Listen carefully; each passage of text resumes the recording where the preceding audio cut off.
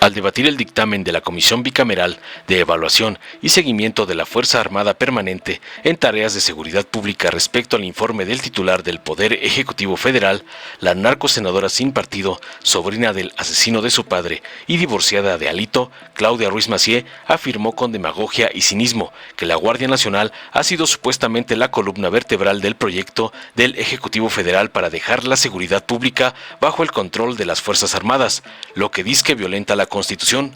Apuntó mintiendo que la profundización de la militarización del país es un intento por desaparecer a las policías civiles a nivel nacional, estatal y municipal, para concluir con la falacia de que no se ha diseñado una estrategia para retirar a las Fuerzas Armadas de las tareas de seguridad pública. Tras escuchar las sandeces de la sobrina del nefasto Salinas y gata de Claudio X González, la senadora Lucía Trasviña de Morena, para responderle, destacó contundente la estrategia del actual gobierno para construir la paz social, incluyendo la generación de mayores condiciones de desarrollo a través de programas sociales como Sembrando Vida y Jóvenes Construyendo el Futuro. Además, señaló tajante que la participación de las Fuerzas Armadas en tareas de seguridad pública es subordinada y complementaria, y exigió al MACPRIAN no denostar su importantísima labor.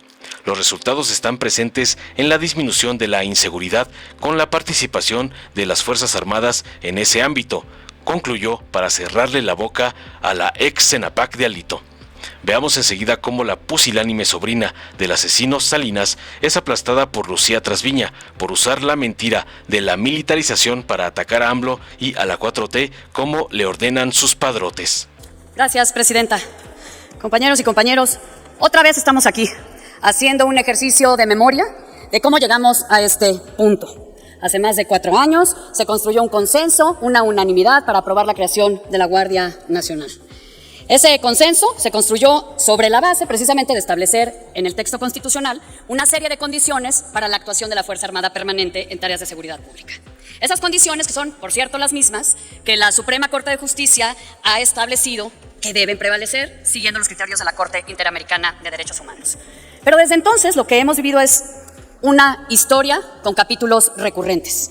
El incumplimiento una y otra vez del acuerdo político, la violación una y otra vez de lo que dice la Constitución, la profundización de la militarización en el país, el intento permanente de consolidar a la Guardia Nacional como una instancia militar y, hay que decirlo, de desaparecer a las policías civiles a nivel nacional, a nivel estatal y a nivel municipal.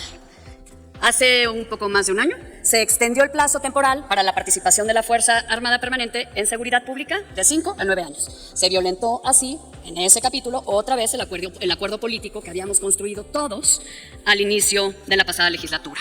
Y esa reforma, que aprobó aquí una mayoría, fue avalada justamente por una mayoría frágil, calificada, sustentada en los desacuerdos internos de los grupos parlamentarios, no en el compromiso y en los acuerdos democráticos. La Comisión Bicameral, que se creó entonces y que somete hoy este dictamen a consideración del Pleno, fue una falsa concesión con la que se pretendió convalidar la ambición militarista del Ejecutivo Federal y de sus mayorías parlamentarias. Una de las tantas simulaciones del oficialismo para imponer la voluntad presidencial por encima del texto constitucional. Se dijo que la ampliación del plazo hasta el 2029 se iba a acompañar del establecimiento de un mecanismo de control parlamentario. Pero no se dijo que los mecanismos de control parlamentario ya se habían contemplado desde el acuerdo original y nunca se habían cumplido. Este dictamen está viciado de origen, porque la Comisión Bicameral está viciada de origen, porque no se formó con la intención verdadera de ejercer un control parlamentario sobre la gestión del gobierno, en este caso sobre la gestión de las Fuerzas Armadas, de la Fuerza Armada Permanente. Se creó para convalidar mecánicamente y buscar legitimar la acción inconstitucional, esa sí permanente, de la Fuerza Armada Permanente en tareas de seguridad pública. Durante más de 4 años, la Guardia Nacional ha sido la columna vertebral del proyecto del Ejecutivo Federal para dejar la seguridad pública bajo el control de las Fuerzas Armadas. Hasta la fecha, más del 70% de los elementos que conforman la Guardia Nacional provienen del Ejército Mexicano, de la Marina Armada de México. Menos de la mitad tienen el certificado único policial que ya deberían tener para poder actuar como policías civiles. El saldo de estos 4 años de operación de la Guardia Nacional difícilmente podría ser más negativo. negativo. La expresión de la violencia expresada en homicidios dolosos es la más elevada de la historia de México. La crisis de desapariciones se ha exacerbado hasta proporciones inimaginables. Hay que aceptar, la Guardia Nacional no ha cumplido con sus objetivos y la Estrategia Nacional de Seguridad tampoco ha dado resultados. La presencia de la Fuerza Armada Permanente en el territorio no ha logrado disminuir la violencia.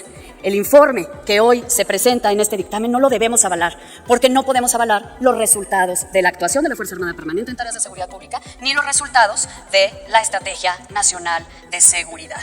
No ha habido presupuesto para consolidar las policías estatales y municipales, y ha habido, por el contrario, el fortalecimiento de los elementos de la Defensa y de la Marina actuando como policías. No se ha diseñado una estrategia ni un programa para retirar a la Fuerza Armada Permanente del territorio, cosa que se tendría que estar haciendo si verdaderamente hubiera resultados positivos de su presencia en el territorio. Esto no ha sucedido ni va a suceder porque no quieren consolidar policías civiles capacitadas, suficientes, formadas, con presupuesto para poder atender los problemas de seguridad. Quieren seguir dejando en manos de las Fuerzas Armadas la tarea de seguridad pública, quieren seguir violentando la Constitución. Convalidar la militarización de la seguridad pública aprobando este dictamen es una falta a nuestra responsabilidad democrática como senadores y senadoras de la República. Es avalar la falta de voluntad presidencial para construir las instituciones civiles que nuestro país necesita.